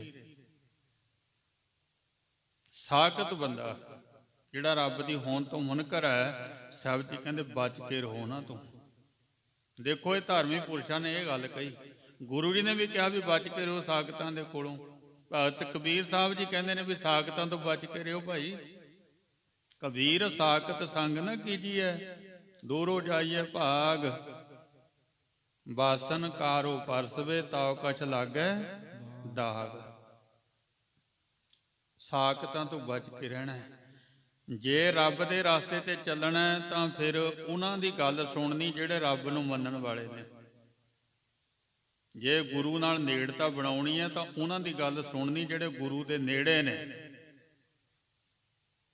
ਤੇ ਜੇ ਆਪਾਂ ਉਹਨਾਂ ਨੂੰ ਮਿਲਾਂਗੇ ਜਿਹੜੇ ਗੁਰੂ ਨੂੰ ਗੁਰੂ ਨਹੀਂ ਮੰਨਦੇ, ਪਰਮਾਤਮਾ ਦੀ ਹੋਂਦ ਨੂੰ ਸਵੀਕਾਰ ਹੀ ਨਹੀਂ ਕਰਦੇ, ਫਿਰ ਉਹਨਾਂ ਦੀ ਕੁਸੰਗਤ ਵਿੱਚ ਰਿਹਾ ਥੋੜੀ ਸਾਡੀ ਤਰੱਕੀ ਹੋਣੀ ਹੈ। ਦੇਖੋ ਕੋਈ ਵੀ ਇਹ ਕੰਮ ਆਪਾਂ ਨੇ ਕਰਨਾ ਹੈ ਨਾ, ਦੁਨਿਆਵੀ ਕੰਮ ਵੀ ਕਰਨਾ ਹੋਵੇ ਤਾਂ ਆਪਾਂ ਕਿਸੇ ਕੋਲ ਜਾ ਕੇ ਉਹਨੂੰ ਪੁੱਛਦੇ ਹਾਂ, ਤਜਰਬੇਕਾਰ ਬੰਦੇ ਨੂੰ, ਵੀ ਮੈਂ ਵੀ ਇਹ ਕੰਮ ਕਰਨਾ ਚਾਹੁੰਦਾ, ਮੈਂ ਵੀ ਇਹ ਫੀਲਡ ਦੇ ਵਿੱਚ ਆਉਣਾ ਚਾਹੁੰਦਾ, ਤੁਹਾਡਾ ਕੀ ਤਜਰਬਾ ਹੈ? ਉਹ ਦੱਸੂਗਾ ਨਾ। ਹੁਣ ਆਪਾਂ ਕੰਮ ਕਰਨਾ ਹੋਵੇ ਲੋਹੇ ਦਾ ਤੇ ਜਾਈਏ ਲੱਕੜ ਵਾਲੇ ਦੇ ਕੋਲ, ਉਹ ਲੱਕੜ ਵਾਲਾ ਤਾਂ ਲੱਕੜ ਦਾ ਦੱਸੇਗਾ, ਲੋਹੇ ਦਾ ਥੋੜੀ ਦੱਸੇਗਾ। ਇਸ ਲਈ ਭਾਈ ਸਾਖਤਾਂ ਤੋਂ, ਇਹੋ ਜਿਹੇ ਪੁਰਸ਼ਾਂ ਤੋਂ ਹਮੇਸ਼ਾ ਬਚ ਕੇ ਰਹਿਣਾ ਹੈ। ਬਾਬਾ ਜੀ ਕਹਿੰਦੇ ਵੀ ਜੇ ਤੁਹਾਨੂੰ ਦਿਸਦੇ ਨਾ ਵੀ ਆ ਰਿਹਾ ਸਾਖਤ ਬੰਦਾ ਸਾਹਮਣੇ ਤੋਂ, ਕਹਿੰਦੇ ਤੂੰ ਆਪਣਾ ਰਸਤਾ ਛੱਡ ਕੇ ਨਾ ਸਾਈਡ ਤੇ ਹੋ ਜਾ, ਲੰਘ ਜਾਣ ਦੇ ਉਹਨੂੰ, ਤੇਰਾ ਭਲਾ ਹੀ ਹੋ ਜਾਊਗਾ। ਹੁਣ ਆਪਾਂ ਕਹਿੰਦੇ ਵੀ ਸਾਡਾ ਕੀ ਹੋਣ ਲੱਗਿਆ ਜੀ, ਇੰਨੇ 'ਚ ਕੀ ਫਰਕ ਪੈ ਜਾਊਗਾ? ਕਬੀਰ ਸਾਹਿਬ ਜੀ ਕਹਿੰਦੇ ਤੇਰੇ ਚਿੱਟੇ ਕੱਪੜੇ ਪਾਏ ਹੋਣ ਨਾ, ਤੇ ਜਦੋਂ ਕਾਲੇ ਬਰਤਨ ਦੇ ਕੋਲ ਦੀ ਲੰਘੇਗਾ, ਜਿੰਨਾ ਮਰਜ਼ੀ ਬਚਾਅ ਕਰ ਲੈ, ਜੇ ਹਵਾ ਦਾ ਬੋਲਾ ਆ ਗਿਆ ਨਾ ਤੇ ਹਵਾ ਦੇ ਬੋਲੇ ਨਾਲ ਤੇਰਾ ਕੱਪੜਾ ਨੂੰ ਟੱਚ ਕਰ ਗਿਆ ਤਾਂ ਵੀ ਦਾਗ ਪੈ ਜਾਊਗਾ। ਤੂੰ ਕਹੇ ਮੈਂ ਤਾਂ ਬਹੁਤ ਸੰਭਾਲ ਕੇ ਚੱਲ ਰਿਹਾ ਜੀ, ਐਵੇਂ ਕਿਵੇਂ ਦਾਗ ਲੱਗ ਜੂ? ਕਹਿੰਦੇ ਨਹੀਂ, ਕੁਸੰਗਤ ਦਾ ਅਸਰ ਬਹੁਤ ਛੇਤੀ ਹੁੰਦਾ ਹੈ, ਬਹੁਤ ਅੱਛੀ। ਅਸੀਂ ਕਿੰਨਾ ਚਿਰ ਸਮਝਾਉਨੇ ਆ, ਪਰ ਜਿਹੜਾ ਤੋੜਨ ਵਾਲਾ ਉਹ ਇੱਕੋ ਹੀ ਗੱਲ ਕਹੂਗਾ ਤੇ ਉਹਨੇ ਸਾਰਾ ਸਮਝਾਇਆ ਹੋਇਆ 1 ਸੈਕਿੰਡ ਦੇ ਵਿੱਚ ਮਿਟਾ ਦੇਣਾ ਅਸਰ। ਇਸ ਲਈ ਸਾਖਤਾਂ ਕੋਲੋਂ ਬਚ ਕੇ ਰਹਿਣਾ ਹੈ। ਕਹਿੰਦੇ ਵੀ ਉਹਨਾਂ ਨੂੰ ਪਤਾ ਹੀ ਨਹੀਂ, ਉਹ ਕਹਿੰਦੇ ਰੱਬ ਕੋਈ ਨਾਮ ਦੀ ਕੋਈ ਚੀਜ਼ ਨਹੀਂ ਹੈ, ਉਹ ਬਿਲਕੁਲ ਗਿਆਨੀ ਨੇ, ਨਹੀਂ ਮੰਨਦੇ ਪਰਮਾਤਮਾ ਨੂੰ। ਤੇ ਜਿਹੜੇ ਮੰਨਦੇ ਨੇ ਉਹਨਾਂ ਨੂੰ ਵੀ ਕਸੂਤਾ ਬੋਲਦੇ ਨੇ। ਉਹ ਕਹਿੰਦੇ ਤੁਸੀਂ ਕੀ ਕਰਨ ਜਾਂਦੇ ਹੋ ਉੱਥੇ, ਮੈਂ ਨਹੀਂ ਬੈਠਿਆ, ਮੇਰਾ ਕਿਹੜੇ ਕੰਮ ਨਹੀਂ ਚੱਲਦਾ ਇੱਥੇ, ਮੈਂ ਰੱਬ ਨੂੰ ਨਹੀਂ ਮੰਨਦਾ, ਮੇਰਾ ਕਿਹੜੇ ਕੰਮ ਨਹੀਂ ਚੱਲ ਰਿਹਾ, ਮੈਂ ਮੰਨਦਾ ਕੋਈ। ਉਹ ਐਵੇਂ ਦਾ ਚੱਕਰਾਂ 'ਚ ਪਿਆ ਕਰੋ, ਭਰਮ 'ਚ ਛੱਡ ਦਿਓ। ਉਹ ਰੱਬ ਨੂੰ ਮੰਨਦੇ ਹੀ ਨਹੀਂ। ਤੇ ਜੇ ਕੋਈ ਮੰਨਦਾ ਤਾਂ ਉਹਨੂੰ ਵੀ ਇਹੀ ਗੱਲ ਸਮਝਾਉਣਗੇ ਵੀ ਨਾ ਜਾਇਆ ਕਰ ਉੱਥੇ। ਸੁਖ ਸੋ ਵਿਸਵ ਬਸਹਿ ਬਸ ਸੇਤੀ। ਤੇ ਨਾਲੇ ਉਹ ਸੁੱਖ ਦੇ ਨਾਲ ਰਹਿ ਰਹੇ ਆ, ਰੱਬ ਨੂੰ ਮੰਨਦੇ ਕੋਈ ਨਹੀਂ ਤੇ ਨਾ ਕਿਸੇ ਨੂੰ ਮੰਨਣ ਦਿੰਦੇ, ਪਰ ਸੁੱਖ ਦੇ ਨਾਲ ਰਹਿ ਰਹੇ ਨੇ। ਸਾਰੀਆਂ ਸੁੱਖ ਸਹੂਲਤਾਂ ਉਹਨਾਂ ਦੇ ਕੋਲ ਹਨ। ਹਿਰਦੇ ਕਦਾਚਿਤ ਸੁਧ ਨ ਅਗੇਤੀ। ਉਹਨਾਂ ਨੂੰ ਅੱਗੇ ਦੀ ਕੋਈ ਖਬਰ ਹੀ ਨਹੀਂ ਹੈ ਵੀ ਅੱਗੇ ਵੀ ਕਿਤੇ ਜਾਣਾ ਆਪਾਂ ਨੇ ਨਾ। ਕਹਿੰਦਾ ਕਿਹੜਾ ਅੱਗਾ, ਇਹ ਜੱਗ ਮਿੱਠਾ ਅਗਲਾ ਕਹਿੰਦਾ ਨਿੱਠਾ। ਇੱਥੇ ਐਸ਼ ਕਰੋ, ਖਾਓ ਪੀਓ, ਐਸ਼ ਕਰੋ, ਕੋਈ ਅੱਗਾ ਨਹੀਂ ਹੈ, ਇੱਥੇ ਹੀ ਆ ਸਭ ਕੁਝ। ਕਿਸੇ ਅੱਗੇ ਨੂੰ ਉਹ ਨਹੀਂ ਮੰਨਦੇ। ਇਹ ਸਥਾਨ ਕੈਸੇ ਸੁਖ ਪਾਵਹਿ। ਕਹਿੰਦੇ ਮਹਾਰਾਜ ਮੈਂ ਇਹੀ ਗੱਲ ਤੋਂ ਸੋਚੀ ਜਾਂਦਾ ਵੀ ਰੱਬ ਨੂੰ ਮੰਨਦੇ ਨਹੀਂ ਹੈ, ਵਿਸ਼ੇ ਵਿਕਾਰ ਭੋਗਦੇ ਨੇ, ਤੇ ਜੋ ਕੋਈ ਮੰਨਦਾ ਉਹਨੂੰ ਵੀ ਨਹੀਂ ਮੰਨਣ ਦਿੰਦੇ, ਪਰ ਇਸ ਦੇ ਬਾਵਜੂਦ ਸਾਰੇ ਸੁੱਖ ਨੇ ਉਹਨਾਂ ਦੇ ਕੋਲ। ਮੈਂ ਇਹੀ ਸੋਚਦਾ ਫਿਰ ਇੱਥੇ ਸੁੱਖ ਕਿਵੇਂ ਮਾਣ ਰਹੇ ਹਨ। ਕੋ ਵਿਧ ਹੋਤ ਅਗਾਰੀ ਜਾਵਹਿ। ਤੇ ਫਿਰ ਇਹਨਾਂ ਦਾ ਹਾਲ ਕੀ ਹੋਣਾ ਇਸ ਤੋਂ ਅੱਗੇ ਜਾ ਕੇ। ਹਿਰਦੈ ਸੰਦੇਹ ਭਏ ਮੁਝ ਦਉ। ਆ ਮੇਰੇ ਮਨ ਦੇ ਵਿੱਚ ਸ਼ੰਕਾ ਹੈ, ਮੇਰੇ ਮਨ 'ਚ ਇਹ ਦੋ ਤਰ੍ਹਾਂ ਦੇ ਸ਼ੰਕੇ ਬਣੇ ਹੋਏ ਨੇ, ਤੇ ਆਪ ਕਰੋ ਕਿਰਪਾ। ਪੁੱਤਰ ਦੇਹੋ ਦਇਆ ਨਿਧ ਸੋ। ਪਾਤਸ਼ਾਹ ਜੀ ਤੁਸੀਂ ਮੇਰੀ ਤਸੱਲੀ ਕਰਾ ਸਕਦੇ ਹੋ ਤੇ ਮੇਰਾ ਸ਼ੰਕਾ ਦੂਰ ਕਰ ਦਿਓ। ਆਸ ਸੁਨ ਕਰ ਉਤਪਲ ਦਲ ਲੋਚਨ। ਜਦੋਂ ਗੁਰੂ ਪਾਤਸ਼ਾਹ ਜੀ ਨੇ ਇਹ ਬਚਨ ਸੁਣੇ, ਉਚਰੇ ਬਚਨ ਰੁਚਿਰ ਦੁਖ ਮੋਚਨ। ਆਪਣੇ ਮੁਖਾਰ ਬਿੰਦ ਤੋਂ ਗੁਰੂ ਪਾਤਸ਼ਾਹ ਜੀ ਬਚਨ ਕਰਦੇ ਹਨ, ਰੁਚਰ ਸੁੰਦਰ ਦੁਖ ਮੋਚਨ, ਦੁੱਖ ਦੇ ਨਾਸ ਕਰਨ ਵਾਲੇ। ਜਗਤ ਪਦਾਰਥ ਹਿਤ ਬੈਰਾਗਾ। ਇਹ ਜਿਹੜੇ ਸੰਸਾਰ ਦੇ ਪਦਾਰਥ ਨੇ ਨਾ, ਇਹਨਾਂ ਦੀ ਜਿਹੜੀ ਮਨ ਦੇ ਵਿੱਚ ਖਿੱਚ ਹੈ, ਇਹਨਾਂ ਤੋਂ ਬੈਰਾਗ ਪੈਦਾ ਹੋ ਜਾਵੇ। ਤ੍ਰਿਤੀਯ ਸ਼ਬਦ ਪਦ ਲਖਤ ਸੁਭਾਗਾ। ਗੁਰੂ ਪਾਤਸ਼ਾਹ ਜੀ ਨੇ ਤੀਸਰਾ ਪਦਾ ਸ਼ਬਦ ਦਾ ਜਿਹੜਾ ਉਹ ਉਚਾਰਨ ਕੀਤਾ। ਸਾਡੇ ਸਾਰਿਆਂ ਦੇ ਮਨ ਦੇ ਵਿੱਚ ਇਹੀ ਸ਼ੰਕਾ ਹੈ ਨਾ ਵੀ ਆਈ ਤਾਂ ਤੜਕੇ ਉੱਠਦੇ ਵੀ ਐ, ਪਾਠ ਵੀ ਕਰਦੇ ਐ, ਗੁਰਦੁਆਰੇ ਵੀ ਜਾਂਦੇ ਐ, ਦੁਖੀ ਬਹੁਤ ਐ। ਆ ਜਿਹੜੇ ਕਿਤੇ ਵੀ ਨਹੀਂ ਜਾਂਦੇ, ਇਹ ਐਸ਼ ਕਰਦੇ ਆਂ, ਗੱਜ ਕੇ ਆਖੋ ਸਤਨਾਮ ਸ੍ਰੀ ਵਾਹਿਗੁਰੂ। ਇਹ ਸਾਡੇ ਮਨ ਦਾ ਇਹੀ ਹੈ ਨਾ, ਸਾਡੇ ਮਨ 'ਚ ਇਹੀ ਹੈ ਵੀ ਉਹ ਫੇਰ ਵੀ ਐਸ਼ ਕਰਦੇ ਆਂ ਤੇ ਅਸੀਂ ਫੇਰ ਵੀ ਦੁਖੀ ਆਂ। ਉਹਦਾ ਜਵਾਬ ਗੁਰੂ ਨਾਨਕ ਸਾਹਿਬ ਜੀ ਮਹਾਰਾਜ ਆਪਣੀ ਰਸਨਾ ਤੋਂ ਦਿੰਦੇ ਕਿ ਭਾਈ ਇਹ ਖੇਡ ਕੀ ਹੈ। ਪੰਕਤੀ ਪੜ੍ਹ ਦਿਓ ਜੀ ਪੂਰੀ। ਹਾਂਜੀ। ਸ਼੍ਰੀ ਮੁਖ ਵਾਕ ਇਕ ਆਵਹਿ ਇਕ ਜਾਹੇ ਉਠ, ਰੱਖੀਐ ਨਾਮ ਸਲਾਰ। ਇੱਕ ਆਉਂਦੇ ਨੇ ਇੱਕ ਜਾਂਦੇ ਨੇ ਤੇ ਉਹਨਾਂ ਦੇ ਨਾਮ ਸਲਾਰ ਸਰਦਾਰ ਰੱਖੇ ਜਾਂਦੇ ਹਨ। ਇੱਕ ਉਪਾਏ ਮੰਗਤੇ ਇੱਕ ਨਾ ਵੱਡੇ ਦਰਬਾਰ। ਇੱਕ ਮੰਗਤੇ ਨੇ, ਇਹਨਾਂ ਦੇ ਵੱਡੇ ਵੱਡੇ ਦਰਬਾਰ ਲੱਗਦੇ ਨੇ। ਅੱਗੇ ਗਿਆ ਜਾਣੀਐ ਬਿਨ ਨਾਵੈ ਵੇਕਾਰ। ਚਾਹੇ ਕੋਈ ਬਾਦਸ਼ਾਹ ਚਾਹੇ ਕੋਈ ਮੰਗਤਾ, ਜਿਹੜਾ ਮਨੁੱਖਾ ਜਿਵੇਂ ਜਨਮ ਹੈ ਨਾ ਉਹ ਨਾਮ ਜਪਣ ਵਾਸਤੇ ਮਿਲਿਆ ਹੋਇਆ ਹੈ। ਚਾਹੇ ਕੋਈ ਬਾਦਸ਼ਾਹ ਬਣ ਜਾਏ ਚਾਹੇ ਕੋਈ ਭਿਖਾਰੀ, ਨਾਮ ਦੋਵਾਂ ਨੂੰ ਜਪਣਾ ਪੈਣਾ। ਨਾਮ ਤੋਂ ਬਿਨਾ ਬੇਕਾਰ ਹਨ ਅੱਗੇ। ਦੋਹਰਾ ਤਪ ਕੇ ਜਿਨਹਿ ਸ਼ਬਾਸ਼ਨਾ, ਜਨਮ ਅਨੰਤ ਧਰ ਸੋਏ। ਹੁਣ ਪਹਿਲਾਂ ਸਤਿਗੁਰੂ ਜੀ ਇਸ ਗੱਲ ਦਾ ਜਵਾਬ ਦਿੰਦੇ ਨੇ ਬਈ ਇੱਥੇ ਜਿਹੜਾ ਸੁੱਖ ਹੈ ਨਾ ਉਹ ਕਿਵੇਂ ਬਣਦਾ ਹੈ, ਉਹ ਸੁੱਖ ਕਿਵੇਂ ਮਾਣ ਰਹੇ ਨੇ। ਹੁਣ ਤਾਂ ਰੱਬ ਨੂੰ ਭੁੱਲੇ ਹੋਏ ਨੂੰ ਨਹੀਂ ਮੰਨਦੇ, ਪਰ ਸਾਹਿਬ ਜੀ ਕਹਿੰਦੇ ਹਨ ਤਪ ਕੀਏ ਜਿਨੈ ਸਵਾਸਨਾ, ਜਨਮ ਆਨੰਦ ਧਰ ਸੋਏ। ਇੱਕ ਜਨਮ ਦੀ ਗੱਲ ਨਹੀਂ ਹੈ, ਕਿੰਨੇ ਹੀ ਜਨਮ ਨੇ, ਔਰ ਉਹਨਾਂ ਨੇ ਉਹਨੇ ਜਨਮਾਂ ਦੇ ਵਿੱਚ ਤਪ ਕੀਤੇ ਨੇ। ਕੀਤੇ ਕਿਵੇਂ? ਸਵਾਸਨਾ, ਵਾਸਨਾ ਦੇ ਸਹਿਤ ਵਾਸਨਾ ਰੱਖ ਕੇ ਤਪ ਕੀਤਾ ਵੀ ਮੈਨੂੰ ਇਸ ਗੱਲ ਦੀ ਪ੍ਰਾਪਤੀ ਹੋ ਜਾਵੇ। ਮਾਲਕ ਨੇ ਕੀ ਦੇਣਾ ਸੀ ਉਹ ਨਹੀਂ ਪਤਾ, ਪਰ ਮੈਨੂੰ ਕਹਿੰਦਾ ਵੀ ਮੈਨੂੰ ਤਾਂ ਇਹ ਚਾਹੀਦਾ, ਦੇ ਦੇ। ਸੋ ਕਿੰਨੇ ਜਨਮਾਂ ਤੋਂ ਉਹ ਤਪ ਕਰਦੇ ਹਨ ਵਾਸਨਾ ਦੇ ਸਹਿਤ।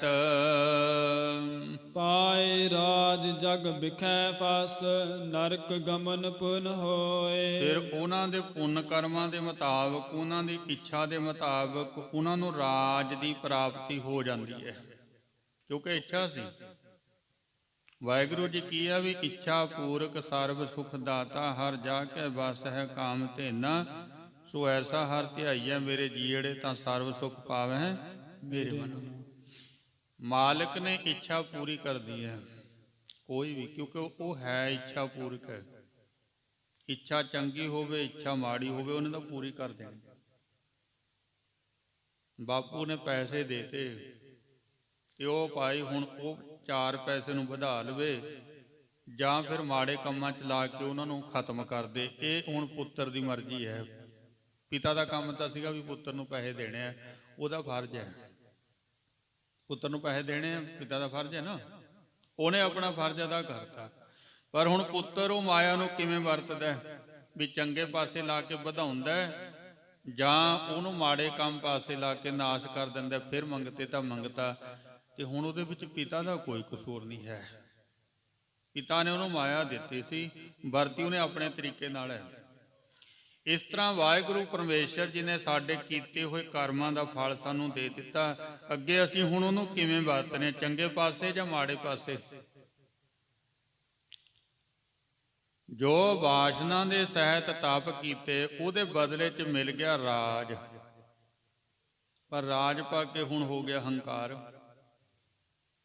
ਤਪੋਂ ਰਾਜ, ਰਾਜੋਂ ਨਰਕ। ਕਹਿੰਦੇ ਫੇਰ ਉਹਨੂੰ ਮਿਲਦਾ ਨਰਕ। ਹੁਣ ਕੀ ਹੋਊਗਾ? ਦੁਖੀ। ਕਿਉਂਕਿ ਰਾਜਾ ਜਿਹੜਾ ਹੈ, ਬਾਦਸ਼ਾਹ ਜਿਹੜਾ ਹੈ, ਉਹ ਕੋਈ ਸੁਖੀ ਨਹੀਂ ਹੈ। ਪੁੱਛ ਲਓ ਵੀ ਨੀਂਦ ਆਉਂਦੀ ਕਿਸੇ ਨੂੰ? ਨੀਂਦ ਨਹੀਂ ਆਉਂਦੀ ਹੈ ਇਹਨਾਂ ਨੂੰ। ਇਹਨਾਂ ਤੇ ਟੀਕੇ ਵੀ ਕੰਮ ਨਹੀਂ ਕਰਦੇ ਹੈ ਵੀ ਚਲੋ ਇੰਜੈਕਸ਼ਨ ਲੈ ਕੇ ਮਰੀਜ਼ ਨੂੰ ਨੀਂਦ ਆ ਜਾਂਦੀ ਹੈ, ਪਰ ਇਹਨਾਂ ਦੇ ਦਿਮਾਗ ਦੇ ਵਿੱਚ ਇਤਨੀ ਗੜਬੜ ਹੋਈ ਹੁੰਦੀ ਹੈ ਕਿ ਇੰਜੈਕਸ਼ਨ ਵੀ ਕੰਮ ਨਹੀਂ ਕਰਦਾ। ਗੱਜ ਕੇ ਆਖੋ ਸਤਿਨਾਮ ਵਾਹਿਗੁਰੂ। ਮਰੀਜ਼ ਦੇ ਇੰਜੈਕਸ਼ਨ ਲਿਓ ਨਾ, ਉਹ ਕਹਿੰਦਾ ਜੀ ਹੁਣ 48 ਘੰਟੇ ਇਹ ਹੋਸ਼ 'ਚ ਨਹੀਂ ਆਉਂਦਾ ਹੈ। ਇਹਨਾਂ ਦੇ ਟੀਕੇ ਵੀ ਨਹੀਂ ਕੰਮ ਕਰਦੇ। ਇਹਨਾਂ ਦਿਮਾਗ ਦਾ ਜਿਹੜਾ ਸੰਤੁਲਨ ਹੈ ਵਿਗੜ ਚੁੱਕਿਆ, ਸਿਸਟਮ ਵਿਗੜ ਗਿਆ, ਅਸਰ ਹੀ ਨਹੀਂ ਹੁੰਦਾ। ਜਿਹੜੇ ਨੇੜੇ ਰਹਿੰਦੇ ਆ ਉਹਨਾਂ ਨੂੰ ਪੁੱਛ ਕੇ ਦੇਖੋ। ਆਪਾਂ ਤਾਂ ਦੂਰ ਦੂਰ ਵੇਖਦੇ ਹਾਂ ਵੀ ਇਹ ਤਾਂ ਬੜਾ ਸੁਖੀ ਹੋਊਗਾ। ਪਾਤਸ਼ਾਹ ਜੀ ਕਹਿੰਦੇ ਨਾ, ਤੈਨੂੰ ਬਾਹਰੋਂ ਇਹ ਸੁਖੀ ਨਜ਼ਰ ਆਉਂਦਾ, ਅੰਦਰੋਂ ਦੁਖੀ ਆ। ਤੇ ਜਿਹਨੂੰ ਆਪਾਂ ਬਾਹਰੋਂ ਕਹਿੰਦੇ ਆ ਵੀ ਇਹ ਦੁਖੀ ਆ, ਉਹ ਅੰਦਰੋਂ ਸੁਖੀ ਆ।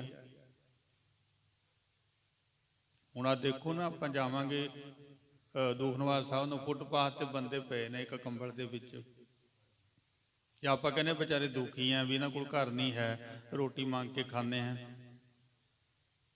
ਕਿੰਨੀਆਂ ਬੱਸਾਂ ਕੋਲ ਦੀ ਲੰਘੀਆਂ, ਆਰਾਮ ਨਾਲ ਸੁੱਤੇ ਪਏ ਨੇ। ਗੱਜ ਕੇ ਆਖੋ ਸਤਿਨਾਮ ਵਾਹਿਗੁਰੂ। ਤੇ ਕੋਲ ਨੇ ਜਿਹੜੇ MM ਫੋਮ ਤੇ ਸੁੱਤੇ ਪਏ ਨੇ।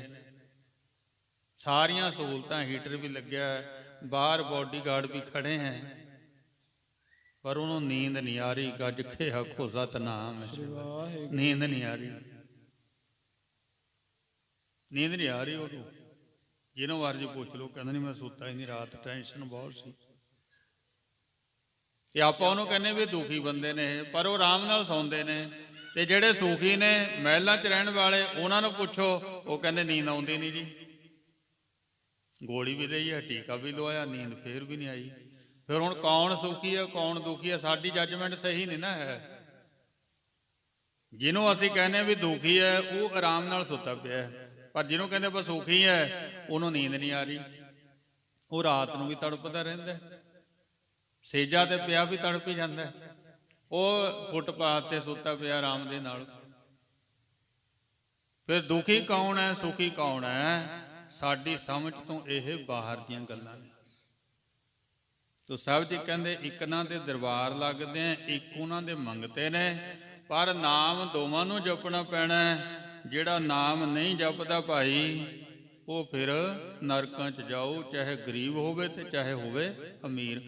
ਹਰ ਇੱਕ ਬੰਦਾ ਦੁਖੀ ਹੈ ਜਿਹਦੇ ਕੋਲ ਨਾਮ ਨਹੀਂ ਹੈ। ਪਾਤਸ਼ਾਹ ਰੱਖੀ ਹੈ ਇੱਕ ਨਾਮ, ਇੱਕ ਦਾ ਨਾਮ ਰੱਖਿਆ ਗਿਆ ਪਾਤਸ਼ਾਹ ਬਾਦਸ਼ਾਹ। ਇੱਕ ਜਾਚਕ ਜਾਚਹਿ ਤਿਨ ਧਾਮ, ਇੱਕ ਉਹਨਾਂ ਦੇ ਘਰੇ ਜਾ ਕੇ ਮੰਗਦੇ ਹਨ। ਕਿੰਚਿਤ ਦਿਨ ਕੇ ਇਹਾਂ ਬਿਲਾਸਾ, ਕੁਝ ਕੁ ਦਿਨ ਦੇ ਇੱਥੇ ਵਿਲਾਸ ਹਨ, ਸੁਖ ਹਨ। ਫਸਿਓ ਮੰਦ ਬਿਸਰਿਓ ਜਮ ਤਰਾਸਾ, ਫਸਿਆ ਹੋਇਆ ਵਿਸ਼ੇ ਵਿਕਾਰਾਂ ਦੇ ਵਿੱਚ ਪਰਮਾਤਮਾ ਭੁੱਲਿਆ ਹੋਇਆ ਜਮਾਂ ਤਾਂ ਡਰ ਨਹੀਂ ਹੈ। ਆਗੇ ਗਏ ਹਿਰਦੈ ਤਬ ਜਾਣੈ, ਇਹ ਤਾਂ ਹੁਣ ਅੱਗੇ ਗਿਆ ਹੀ ਪਤਾ ਲੱਗਦਾ ਭਾਈ। ਬੀਜ ਪਾਨ ਸਿਰ ਤੁਨ ਪਛਤਾਨੈ, ਉੱਥੋਂ ਫਿਰ ਮੱਥੇ ਤੇ ਹੱਥ ਮਾਰਦਾ, ਹੱਥ ਮਲਦਾ, ਪੱਲੇ ਕੁਝ ਨਹੀਂ ਪੈਂਦਾ। ਮਹਿਮਾ ਨਾਮ ਭਜਨ ਕੀ ਜੋ, ਵਾਹਿਗੁਰੂ ਪਰਮੇਸ਼ਰ ਜੀ ਦੇ ਨਾਮ ਦੀ ਜਿਹੜੀ ਮਹਿਮਾ ਵਡਿਆਈ ਹੈ, ਤਬ ਚਿਤਵਤ ਨਿਤ ਵਿਸਰਿਓ ਸੋ। ਜਿਹੜਾ ਪਰਮਾਤਮਾ ਵਿਸਰਿਆ ਰਿਹਾ ਫੇਰ ਉਹਨੂੰ ਉਹਦੀ ਕੀਮਤ ਪਤਾ ਚੱਲਦੀ। ਯਾ ਨਾਮ ਬਾਅਦ ਚ ਪਤਾ ਚੱਲਦਾ। ਆਂਦੇ ਇੱਕ ਜ਼ਿਮੀਂਦਾਰ ਖੇਤਾਂ 'ਚ ਉਹਦੇ ਮੱਕੀ ਬੀਜੀ ਹੋਈ ਤੇ ਹਾਲ ਵਾਹੁੰਦਿਆਂ ਕਿਤੇ ਉਹਨੂੰ ਨਾ ਗਲੇਲੇ ਮਿਲ ਗਏ। ਕਹਿੰਦਾ ਬੜੇ ਵਧੀਆ ਨੇ, ਪੱਕੇ ਨੇ।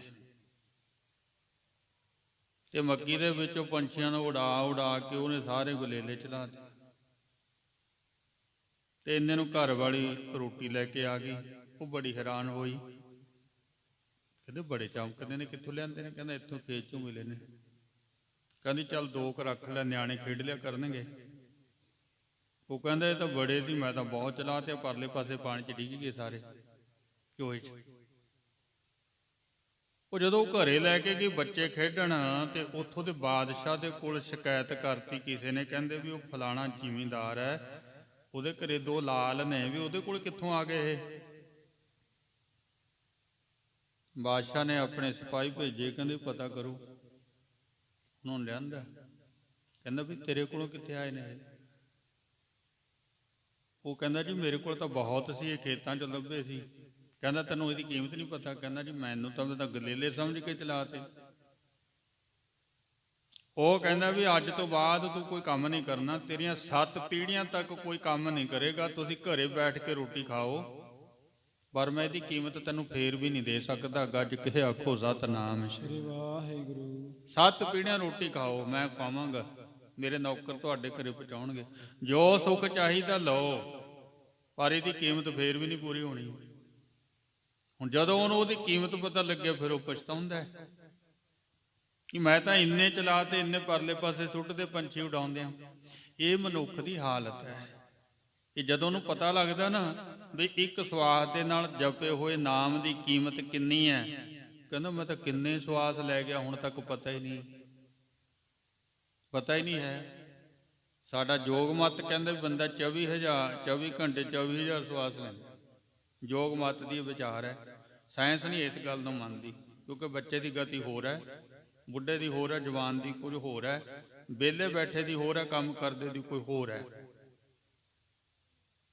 ਪਰ ਇੱਕ ਸਵਾਸ ਨਾਲ ਜਦੋਂ ਸਿਮਰਨ ਦਾ ਪਤਾ ਚੱਲਿਆ, ਕਹਿੰਦਾ ਮੈਂ ਕਿੰਨੇ ਸਵਾਸ ਗਵਾ ਗਿਆ। ਇਹ ਹਾਲਤ ਸਾਡੀ। ਫੇਰ ਇਹ ਪਛਤਾਉਂਦਾ ਹੈ ਜਦੋਂ ਇਹਨਾਂ ਸਿਮਰਨ ਦੀ ਮਹਿਮਾ ਪਤਾ ਚੱਲਦੀ ਹੈ। ਅਨੇਕ ਤਾਰਨਾ ਤਾਰਨ ਕਰਹੀ, ਨਾਮ ਤੋਂ ਬਿਨਾ ਭਾਈ ਕਿਤਨੀ ਕੁ ਤਾੜਨਾ ਜੀਵਨੋਂ ਹੁੰਦੀ ਹੈ, ਕਿੰਨਾ ਕੁ ਦੁਖੀ ਹੁੰਦਾ ਨਹੀਂ ਪਤਾ। ਗਰਮ ਹੈ ਗਰੂਏ ਸੰਗਰ ਪਰਹੀ, ਕਹਿੰਦੇ ਇਸ ਤਰ੍ਹਾਂ ਹੁੰਦਾ ਜਿਵੇਂ ਗਲ ਦੇ ਵਿੱਚ ਬਹੁਤ ਭਾਰੀ ਸੰਗਲ ਪਾ ਦਿੱਤਾ ਜਾਵੇ। ਤਪਤ ਥੰਮ ਸੋ ਐਂਚ ਲਗਾਵੇ, ਕਿੰਨਾ ਦੁੱਖ ਹੁੰਦਾ ਹੈ। ਕਹਿੰਦੇ ਵੀ ਤਪ ਦਾ ਥੰਮ ਹੋਵੇ ਤੇ ਉਹਨੂੰ ਜੱਫੀ ਪਾਉਣ ਵਾਸਤੇ ਕਿਹਾ ਜਾਵੇ। ਤਪਤ ਥੰਮ ਗਲ ਲਾਤਿਆ, ਕਿੰਨੀ ਤਕਲੀਫ ਹੋਊਗੀ ਉਹਨੂੰ। ਤਪ ਦੇ ਥੰਮ ਨੂੰ ਜੱਫੀ ਪਾਉਣ ਦੇ ਨਾਲ ਦੁੱਖ ਕਿੰਨਾ ਹੋਊਗਾ। ਕਹਿੰਦੇ ਇੰਨਾ ਦੁੱਖ ਸਿਮਰਨ ਤੋਂ ਬਿਨਾਂ ਜੀਵਨੋਂ ਹੈ। ਗੱਜ ਕੇ ਆਖੋ ਸਤਿਨਾਮ। ਸ੍ਰੀ ਵਾਹਿਗੁਰੂ। ਉਦਾਹਰਨਾਂ ਦੇ ਕੇ ਸਮਝਾਉਂਦੇ ਨੇ। ਵੀ ਪਹਿਲਾਂ ਦੇਖੋ ਜਿਹੜਾ ਅੱਗ ਨੂੰ ਹੱਥ ਪਾਊਗਾ, ਆਪਾਂ ਹੱਥ ਨਹੀਂ ਲਾ ਸਕਦੇ, ਬਹੁਤੀ ਆਂਚ ਹੋਵੇ ਆਪਾਂ ਵਿੱਚ ਹਟ ਜਾਂਦੇ, ਪਰ ਤਪ ਦੇ ਥੰਮ ਨੂੰ ਜੱਫੀ ਪਾਉਣੀ ਕਿੰਨਾ ਦੁੱਖ ਹੋਊਗਾ। ਆਪਾਂ ਸਿਮਰਨ ਤੋਂ ਬਿਨਾ ਭਾਈ ਇੰਨੇ ਦੁਖੀ ਆ, ਇੰਨਾ ਦੁਖੀ ਹੁੰਦਾ ਜੀਵ ਸਿਮਰਨ ਤੋਂ ਬਿਨਾ। ਤੇਲ ਕੜਾਹਾ ਤਪਤ ਮਹਿ ਪਾਵੈ। ਤੇ ਜਿਵੇਂ ਕਹਿੰਦੇ ਹਨ ਕਿਸੇ ਨੂੰ ਤਪਦੇ ਹੋਏ ਤੇਲ ਦੇ ਕੜਾਹੇ ਦੇ ਵਿੱਚ ਸੁੱਟ ਦਿੱਤਾ ਜਾਵੇ, ਫਿਰ ਉਹ ਕਿੰਨਾ ਤੜਪੂਗਾ ਮਰਨ ਤੋਂ ਪਹਿਲਾਂ। ਇੰਨਾ ਜੀਵ ਤੜਪਦਾ ਸਿਮਰਨ ਤੋਂ ਬਿਨਾ। ਦੋਹਰਾ ਲੋਹ ਖੰਡ ਕਰ ਅਗਨਵਤ ਮੁਖ ਪਾਵਹਿ ਕਰ ਮਾਰ। ਫਿਰ ਕਹਿੰਦੇ ਵੀ ਲੋਹੇ ਦੇ ਟੁਕੜੇ ਲੈ ਲਏ, ਉਹਨਾਂ ਨੂੰ ਅੱਗ ਦੇ ਵਿੱਚ ਪਾ ਕੇ ਲੋਹੇ ਨੂੰ ਅੱਗ ਬਾਰੇ ਹੀ ਕਰ ਲਿਆ, ਤੇ ਫਿਰ ਸਾਨੂੰ ਕਿਹਾ ਜਾਵੇ ਵੀ ਖਾ ਬਈ। ਹੁਣ ਬੰਦਾ ਤਾਂ ਹੱਥ ਨਹੀਂ ਲੱਗਦਾ, ਖਾਊਗਾ ਕਿੱਥੋਂ? ਫਿਰ ਡੰਡੇ ਪੈਂਦੇ ਨੇ ਵੀ ਖਾ ਬਈ, ਖਾਣੇ ਪੈਣਗੇ ਤੈਨੂੰ ਇਹ। ਉਹ ਕਿੰਨਾ ਦੁੱਖ ਹੋਊਗਾ ਉਹਨੂੰ। ਮਾਰ ਪੈਂਦੀ ਤੇ ਅੰਗਾਰੇ ਖਾਣੇ ਪੈਣ। ਦਾਰਨ ਦੁਖਿਤ ਪੁਕਾਰਹੀ ਕੋਏ ਨਾ ਸੁਨਹਿ ਪੁਕਾਰ। ਫਿਰ ਉਹ ਕਹਿੰਦਾ ਵੀ ਮੈਨੂੰ ਕੋਈ ਛਡਾ ਲਓ, ਪਰ ਛਡਾਉਣ ਵਾਲਾ ਕੋਈ ਹੁੰਦਾ ਨਹੀਂ। ਕਹਿੰਦੇ ਭਾਈ ਤੇਰੇ ਕਰਮ ਹੈ, ਹੁਣ ਤੈਨੂੰ ਭੁਗਤਣੇ ਤਾਂ ਪੈਣਗੇ ਹੀ। ਇਹ ਮੈਂ ਕੀ ਕਰ ਸਕਦਾ ਬਈ? ਕੋਈ ਕੁਝ ਨਹੀਂ ਕਰ ਸਕਦਾ। ਦੇਖੋ ਜਦੋਂ ਬੱਚੇ ਨੇ ਗੁਨਾਹ ਕੀਤਾ, ਉੱਥੇ ਉਹਦਾ ਦਾਦਾ ਦਾਦੀ, ਉਹਦੇ ਮਾਤਾ ਪਿਤਾ, ਰਿਸ਼ਤੇਦਾਰ, ਬੇਸ਼ੱਕ ਉਹਦਾ ਰਿਸ਼ਤੇਦਾਰ ਜੱਜ ਵੀ ਹੋਵੇ, ਪਰ ਉਹ ਕੀ ਕਰੂਗਾ? ਕਹਿੰਦਾ ਵੀ ਹੁਣ ਗੁਨਾਹ ਕੀਤਾ, ਸਜ਼ਾ ਤੈਨੂੰ ਭੁਗਤਣੀ ਪਊਗੀ। ਉੱਥੇ ਕੋਈ ਕੁਝ ਕਰ ਨਹੀਂ ਨਾ ਸਕਦਾ ਜਦੋਂ ਅਸੀਂ ਗੁਨਾਹਗਾਰ ਹਾਂ। ਇਸ ਤਰ੍ਹਾਂ ਭਾਈ ਫਿਰ ਇਹ ਸਾਰੀ ਸਜ਼ਾ ਜਿਹੜੀ ਹੈ ਉਹ ਸਾਨੂੰ ਭੁਗਤਣੀ ਪੈਂਦੀ ਹੈ। ਜੋ ਪਈ ਇਤਿਆਦਿਕ ਦੁਖ ਨਰਕ ਅਨੇਕਾ। ਇਹ ਸਿਰਫ ਉਦਾਹਰਨ ਮਾਤਰ ਦੱਸਿਆ, ਬਾਕੀ ਜੀਵ ਕਿੰਨਾ ਦੁਖੀ ਹੁੰਦਾ ਇਹ ਸਿਰਫ ਜਿਹੜਾ ਦੁਖੀ ਹੁੰਦਾ ਉਹਨੂੰ ਹੀ ਪਤਾ ਹੁੰਦਾ, ਆਪਾਂ ਨੂੰ ਨਹੀਂ ਪਤਾ ਹੁੰਦਾ। ਆਪਾਂ ਭਾਸੋਂ ਵੱਲ ਜਾਈਏ ਨਾ, ਇੱਕ ਪਿੰਡ ਹੈ ਇੱਥੇ ਮਟੋਲਡਾ, ਲੌਟ ਤੋਂ ਸੜਕ ਮੁੜ ਜਾਂਦੀ ਖੱਬੇ ਨੂੰ, ਸੂਆ ਜਾ ਜਾਂਦਾ। ਉੱਥੇ ਕਮਿੱਤਰ ਸੀ, ਤੇ ਉਹ ਹਰ ਵਕਤ ਪਰਨਾ ਲੈ ਕੇ ਨਾ ਆਪਣੇ ਪੈਰਾਂ ਤੇ ਮਾਰਦਾ ਰਹਿੰਦਾ ਸੀ। ਹਰ ਵਕਤ ਉਹਨੇ ਜਿੱਥੇ ਵੀ ਬੈਠਣਾ ਨਾ ਪੈਰਾਂ ਤੇ ਮਾਰੀ ਜਾਣਾ। ਤੇ ਹੁਣ ਆਪਾਂ ਉਹਨੂੰ ਕਹਿੰਦੇ ਵੀ ਇਹ ਪੈਰਾਂ ਤੇ ਕਿਉਂ ਮਾਰਦਾ, ਵੀ ਤੈਨੂੰ ਕੀ ਹੋਇਆ? ਉਹ ਕਹਿੰਦਾ ਵੀ ਤੁਹਾਨੂੰ ਨਹੀਂ ਦਿਖਾਈ ਦਿੰਦਾ। ਕਹਿੰਦਾ ਮੇਰੇ ਪੈਰਾਂ 'ਚ ਨਾ ਸੁੰਡ ਪਏ ਹੋਏ ਨੇ, ਹਰੇ ਰੰਗ ਦੇ, ਲਾਲ ਰੰਗ ਦੇ, ਤੁਹਾਨੂੰ ਤਾਂ ਨਹੀਂ ਦਿਖਦੇ। ਹੁਣ ਆਪਾਂ ਨੂੰ ਕਿੱਥੇ ਦਿਖਦੇ? ਕਹਿੰਦਾ ਮੇਰੇ ਲੜਦੇ ਨੇ, ਪੈਰ ਚੰਗੇ ਭਲੇ ਐ ਬਿਲਕੁਲ, ਪਰ ਉਹ ਹਰ ਵਕਤ ਪਰਨਾ ਮਾਰੀ ਜਾਂਦਾ, ਕਦੇ ਇੱਧਰ ਕਦੇ ਇੱਧਰ, ਹਟਦੇ ਨਹੀਂ, ਉਹ ਹਰ ਵਕਤ ਮਾਰੀ ਜਾਂਦਾ। ਤੇ ਸਾਨੂੰ ਕੁਝ ਨਹੀਂ, ਸਾਨੂੰ ਪੈਰ ਬਿਲਕੁਲ ਸਹੀ ਦਿਖਾਈ ਦਿੰਦੇ ਆ ਵੀ ਤੇ ਪੈਰ ਠੀਕ ਨੇ, ਕੁਝ ਵੀ ਨਹੀਂ ਹੋਇਆ ਵਾ, ਕੋਈ ਸੱਟ ਨਹੀਂ, ਕੋਈ ਫੇਟ ਨਹੀਂ, ਕੋਈ ਫੋੜਾ ਨਹੀਂ, ਫਿਣਸੀ ਨਹੀਂ, ਕੁਝ ਨਹੀਂ ਪੈਰਾਂ ਤੇ, ਪੈਰ ਬਿਲਕੁਲ ਸਾਫ਼ ਹੈ। ਪਰ ਉਹ ਕਹਿੰਦੇ ਵੀ ਸੁੰਡੇ ਨੇ ਇਹਦੇ ਵਿੱਚ ਪਏ ਹੋਏ, ਲਾਲ ਰੰਗ ਦੇ, ਹਰੇ ਰੰਗ ਦੇ। ਡਾਕਟਰ ਕਹਿੰਦੇ ਸਾਨੂੰ ਨਹੀਂ ਦਿਖਾਈ ਦਿੰਦੇ, ਐਕਸਰੇ ਵਿੱਚ ਉਹ ਨਹੀਂ ਆਉਂਦੇ, ਪਰ ਉਹ ਕਹਿੰਦਾ ਹੈਗੇ ਨੇ, ਮੇਰੇ ਲੜਦੇ ਨੇ। ਫਿਰ ਉਹਨੂੰ ਪੁੱਛਿਆ ਵੀ ਇਹ ਕਿਉਂ ਪਏ? ਕਹਿੰਦਾ 47 ਦੇ ਵਿੱਚ ਮੁਸਲਮਾਨ ਬਹੁਤ ਮਾਰੇ ਸੀ ਮੈਂ, ਮੁਸਲਮਾਨ ਬਹੁਤ ਮਾਰੇ ਸੀ। ਕਹਿੰਦਾ ਮੈਨੂੰ ਪਤਾ ਵੀ ਮੈਂ ਆਪਣੇ ਪਾਪ ਦੀ ਸਜ਼ਾ ਭੁਗਤ ਰਿਹਾ, ਗੱਜ ਕੇ ਆਖੋ ਸਤਿਨਾਮ ਸ੍ਰੀ ਵਾਹਿਗੁਰੂ। ਹੁਣ ਆਪਾਂ ਨੂੰ ਕੀ ਪਤਾ ਵੀ ਬੰਦਾ ਕਿੰਨਾ ਕੁ ਦੁਖੀ ਹੈ, ਕਿੰਨਾ ਦੁੱਖ ਭੋਗ ਰਿਹਾ। ਹੁਣ ਆਪਾਂ ਤਾਂ ਦਿਖਦਾ ਵੀ ਤੇ ਪੈਰ ਠੀਕ ਨੇ, ਅਸੀਂ ਦੇਖੇ ਆ, ਮੈਂ ਵੇਖਿਆ ਕੁਝ ਨਹੀਂ ਤੇ ਪੈਰਾਂ ਦਾ ਹੋਵੇ, ਚੰਗਾ ਭਲਾ ਬੰਦਾ, ਪਰ ਕਹਿੰਦਾ ਤੁਹਾਨੂੰ ਨਹੀਂ ਦਿੰਦੇ, ਮੈਨੂੰ ਦਿੰਦੇ ਆ, ਲੜਦੇ ਆ। ਕਹਿੰਦਾ ਮੇਰੇ ਮੈਂ ਤਾਂ ਬਹੁਤ ਔਖਾ, ਨੀਂਦ ਨਹੀਂ ਆਉਂਦੀ ਰਾਤ ਨੂੰ ਮੈਨੂੰ, ਹਰ ਵਕਤ ਪਰਨਾ ਮਾਰੀ ਜਾਂਦਾ ਸੀ, ਹਰ ਵਕਤ। ਸੋ ਗੁਰਮੁਖੋ ਇਹ ਜਿਹੜੇ ਨਰਕਾਂ ਦੇ ਦੁੱਖ ਨੇ ਨਾ, ਇਹ ਉਹਨੂੰ ਪਤਾ ਜਿਹੜਾ ਭੋਗ ਰਿਹਾ। ਸਿਰਫ ਇਸ਼ਾਰਾ ਮਾਤਰ ਸਮਝਾਇਆ ਵੀ ਭਾਈ ਮਾੜੇ ਕਰਮਾਂ ਤੋਂ ਬਚੋ, ਇਹ ਸਭ ਕੁਝ ਹੁੰਦਾ ਹੈ, ਇਹ ਨਹੀਂ ਵੀ ਨਹੀਂ ਹੁੰਦਾ। ਇਸ ਕਰਕੇ ਨਹੀਂ ਚੰਗਾ ਕਰ ਸਕਦੇ ਨਾ ਕਰੋ, ਕੋਈ ਗੱਲ ਨਹੀਂ, ਪਰ ਮਾੜਾ ਨਾ ਕਰੋ, ਮਾੜੇ ਤੋਂ ਬਚ ਜੋ। ਚੰਗਾ ਨਹੀਂ ਕਰ ਸਕਦੇ ਨਾ ਕਰੋ, ਨਹੀਂ ਜੀ ਕਰਦਾ ਨਾ ਕਰੋ, ਪਰ ਮਾੜਾ ਨਾ ਕਰੋ ਕਿਸੇ ਦਾ, ਆਪਾਂ ਨੂੰ ਭੁਗਤਣਾ ਪੈਣਾ। ਇਸ ਤਰ੍ਹਾਂ ਭਾਈ ਕਿੰਨੇ ਹੀ ਦੁੱਖ ਹਨ, ਸਿਰਫ ਇਸ਼ਾਰੇ ਮਾਤਰ ਸਮਝਾਉਂਦੇ ਨੇ। ਪਾਪ ਹੈ ਨਾਮਹੀਨ ਅਵਿਵੇਕਾ। ਜਿਹੜਾ ਬੰਦਾ ਵਿਵੇਕ ਤੋਂ ਰਹਿਤ ਹੈ, ਜਿਹਦੇ ਕੋਲ ਗਿਆਨ ਨਹੀਂ, ਸੋਝੀ ਨਹੀਂ ਵੀ ਕੀ ਕਰਨਾ ਕੀ ਨਹੀਂ ਕਰਨਾ, ਜਿਹੜੇ ਬੰਦੇ ਦੇ ਕੋਲ ਨਾਮ ਨਹੀਂ ਹੈ, ਉਹ ਇਹੋ ਜਿਹੇ ਦੁਖੀ ਹੁੰਦੇ ਹਨ ਕਰਤ ਵਿਕਾਰਨ ਬੈਸ ਬਿਤਾਈ। ਜਿਨ੍ਹਾਂ ਨੇ ਆਪਣੀ ਸਾਰੀ ਉਮਰ ਬਕਾਰ ਕਰਦਿਆਂ ਹੀ ਬਿਤਾ ਦਿੱਤੇ। ਕਬਹੁ ਨਾ ਸਿਮਰਨ ਮਹਿ ਲਿਵ ਲਾਈ। ਕਦੇ ਵੀ ਨਾਮ ਦੇ ਵਿੱਚ ਆਪਣੀ ਸੁਰਤ ਨਹੀਂ ਜੋੜੀ, ਨਾਮ ਵਾਲੇ ਪਾਸੇ ਗਿਆ ਹੀ ਨਹੀਂ। ਜਿਉ ਤਸਕਰ ਕੋ ਤਰਾਸ ਤਵੇਰੀ। ਕਹਿੰਦੇ ਜਿਵੇਂ ਚੋਰ ਪਕੜਿਆ ਜਾਂਦਾ ਨਾ, ਫਿਰ ਉਹਦੇ ਬੇੜੀਆਂ ਪਾਈਆਂ ਜਾਂਦੀਆਂ, ਹੱਥਕੜੀਆਂ ਲਾਈਆਂ ਜਾਂਦੀਆਂ, ਤੇ ਸਾਰਿਆਂ ਦੇ ਸਾਹਮਣੇ ਉਸ ਨੂੰ ਪਕੜਿਆ ਜਾਂਦਾ ਹੈ। ਜਦੋਂ ਚੋਰ ਪਕੜਿਆ ਜਾਂਦਾ ਹੈ, ਕੋ ਨਾ ਛੁਰਾਵ ਹੈ ਅਵਗੁਣ ਹੇਰੀ। ਤੇ ਹੁਣ ਉਹਨੂੰ ਕੋਈ ਛਡਾਉਂਦਾ ਨਹੀਂ, ਕਿਉਂਕਿ ਸਾਰਿਆਂ ਨੂੰ ਪਤਾ ਵੀ ਇਹਨੇ ਇਹ ਔਗਣ ਕੀਤਾ, ਇਹਨੇ ਗੁਨਾਹ ਕੀਤਾ। ਛਡਾਉਂਦਾ ਨਹੀਂ ਨਾ ਕੋਈ, ਨਾ ਚੋਰ ਨੂੰ ਕੋਈ ਛਡਾਉਂਦਾ। ਪਾਤਸ਼ਾਹ ਜੀ ਕਹਿੰਦੇ ਵੀ ਚੋਰ ਕੀ ਹਾਮਾ ਭਰੇ ਨਾ ਕੋਈ, ਚੋਰ ਕਾ ਕੀਆ ਚੰਗਾ ਕਿਉਂ ਹੋਈ। ਚੋਰ ਦੀ ਕੋਈ ਵੀ ਹਾਮੇ ਨਹੀਂ ਭਰਦਾ, ਤੇ ਚੋਰ ਦਾ ਕੀਤਾ ਹੋਇਆ ਕਿਵੇਂ ਚੰਗਾ ਹੋ ਸਕਦਾ ਬਈ। ਇਹ ਸਾਡੀ ਨਜ਼ਰ ਦੇ ਵਿੱਚ ਚੋਰ ਕੌਣ ਹੈ? ਜੇ ਸਾਨੂੰ ਕਹਿ ਦੇਵੇ ਤੁਸੀਂ ਵੀ ਚੋਰ ਹੋ, ਆਪਾਂ ਮੰਨਾਂਗੇ। ਮੈਂ ਕਹਿੰਦਾ ਮੈਂ ਕਿਹੜੀ ਚੋਰੀ ਕਰਦਾ, ਪਰ ਮੇਰੇ ਸਤਿਗੁਰੂ ਜੀ ਮੈਨੂੰ ਕਹਿੰਦੇ ਵੀ ਤੂੰ ਚੋਰ ਹੈ। ਆਪਾਂ ਚੋਰ ਹੈ ਕਿਉਂ? ਤੇ ਤਸਕਰ ਜੋ ਨਾਮ ਨਾ ਲੇਵੇਂ, ਬਾਸਾ ਕੋਟ ਪਚਾਸਾ। ਜਿਹੜਾ ਨਾਮ ਨਹੀਂ ਲੈਂਦਾ, ਸਾਹਿਬ ਜੀ ਕਹਿੰਦੇ ਚੋਰ ਹੈ। ਗੁਰ ਸੇਵ ਨਾ ਭਾਈ ਸੇ ਚੋਰ ਚੋਰ। ਜਿਨ੍ਹਾਂ ਨੂੰ ਗੁਰੂ ਦੀ ਸੇਵਾ ਨਹੀਂ ਚੰਗੀ ਲੱਗਦੀ, ਉਹ ਵੀ ਚੋਰ ਹੈ। ਤੇ ਜਿਹੜਾ ਭਾਈ ਨਾਮ ਨਹੀਂ ਲੈਂਦਾ, ਉਹ ਵੀ ਚੋਰ ਹੈ। ਚੋਰ ਹੈ। ਮੈਨੂੰ ਕਿਸੇ ਨੇ ਸਵਾਲ ਕੀਤਾ, ਕਹਿੰਦੇ ਚੋਰ। ਮੈਂ ਕਿਹਾ ਜੀ ਮੈਂ ਚੋਰ ਹੈ। ਕਹਿੰਦੇ ਤੁਸੀਂ ਕਿਹੜੀ ਚੋਰੀ ਕੀਤੀ? ਮੈਂ ਕਿਹਾ ਮੈਂ ਉਹ ਚੋਰੀ ਕੀਤੀ ਹੈ ਵੀ ਜਿਹੜੀ ਮੁਆਫੀ ਨਹੀਂ ਹੁੰਦੀ। ਕਿਸੇ ਹੋਰ ਦੀ ਕਰਾਂ ਤੇ ਪੈਰੀਂ ਹੱਥ ਲਾ ਲਾਂਗਾ, ਛੱਡ ਦੂਗਾ ਅਗਲਾ, ਪਰ ਆਹ ਚੋਰੀ ਤੋਂ ਤਾਂ ਮੈਂ ਛੂਟ ਨਹੀਂ ਸਕਦਾ। ਦੋ ਕੰਮ ਵਾਸਤੇ ਮੈਨੂੰ ਮਨੁੱਖਾ ਜਨਮ ਮਿਲਿਆ, ਗੁਰ ਸੇਵਾ ਤੇ ਭਗਤ ਕਮਾਈ, ਤਬ ਇਹ ਮਾਨਸ ਦੇਹੀ ਪਾਈ। ਦੋ ਕੰਮਾਂ ਵਾਸਤੇ ਮਨੁੱਖਾ ਸਰੀਰ ਮਿਲਿਆ ਮੈਨੂੰ, ਸੇਵਾ ਤੇ ਸਿਮਰਨ ਵਾਸਤੇ।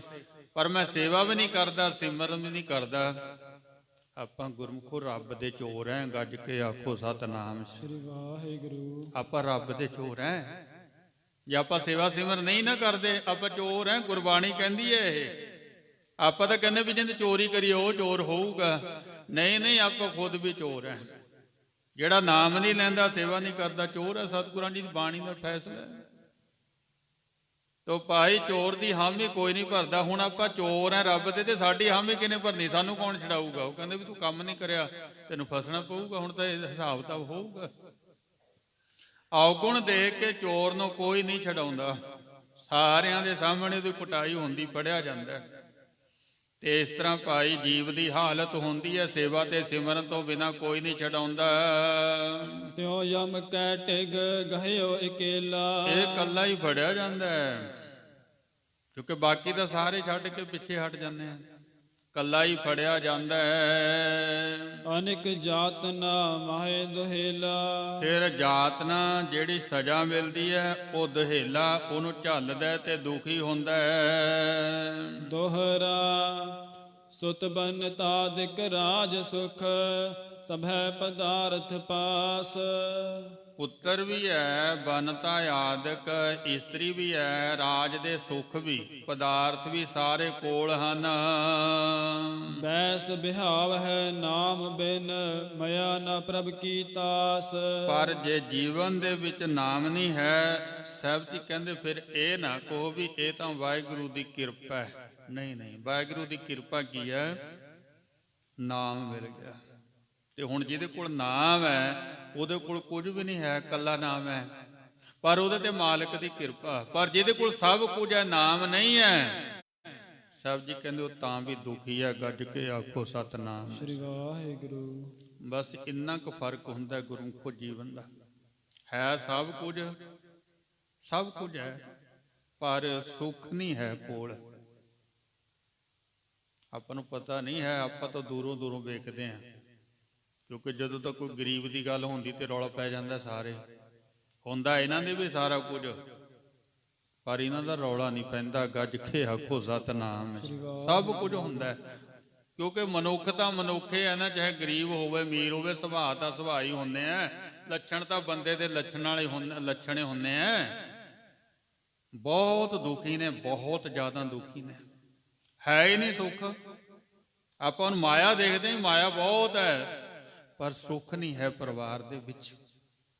ਇੱਕ ਦੂਸਰੇ ਦਾ ਨਾ ਬੋਲਦੇ ਨਹੀਂ ਹੈ, ਸਿਖਾਉਂਦੇ ਨਹੀਂ ਹੈ, ਇਕੱਠੇ ਹੋ ਜਾਣ ਲੜ ਕੇ ਉੱਠਦੇ ਆ।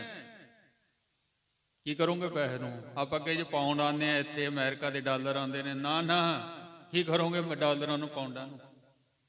ਰੋਂਦੇ ਨੇ ਵੀ ਸਾਡੇ ਘਰ 'ਚ ਸੁੱਖ ਨਹੀਂ ਹੈ।